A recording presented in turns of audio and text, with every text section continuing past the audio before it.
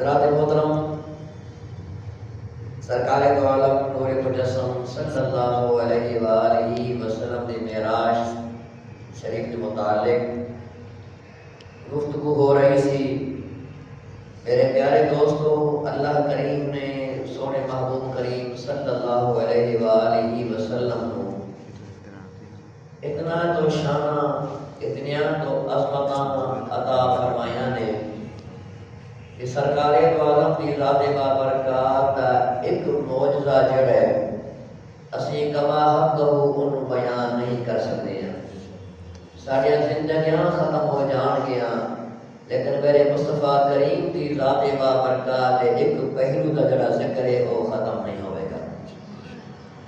تو معراج شریف کے متعلق ویسے تو ماشاءاللہ شعبان مبارک شروع ہو چکا، تو کیا دوسرے انبیاء کرام علیہ السلام بھی معراج ہوئی؟ یہ سوال ہے۔ یا کہ سرکار دو عالم صلی اللہ علیہ وآلہ وسلم معراج ہوئی؟ ہاں دوستان گرامی، اللہ کریم نے دیگر انبیاء کرام علیہ السلام بھی معراج کروائی، لیکن انہاں بھی معراج اور مصطفیٰ کریم صلی اللہ علیہ وآلہ وسلم دی معراج کے اندر بڑا فرق ہے۔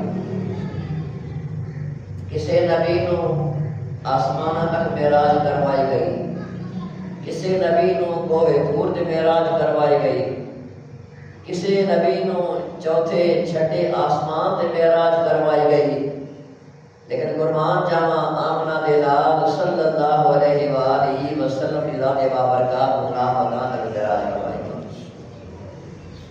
تو یہ آیت کریمہ پڑھیے، وَاذْكُرْ فِي الْكِتَابِ إِدْرِيسَ إِنَّهُ كَانَ صِدِّيقًا نَبِيًّا وَرَفَعْنَاهُ مَقَامًا عَلِيًّا۔ اللہ کا قرآن فرما رہے ہیں کہ میرے پیارے ادریس علیہ السلام کا ذکر پڑھو، انہاں دا واقعہ پڑھو۔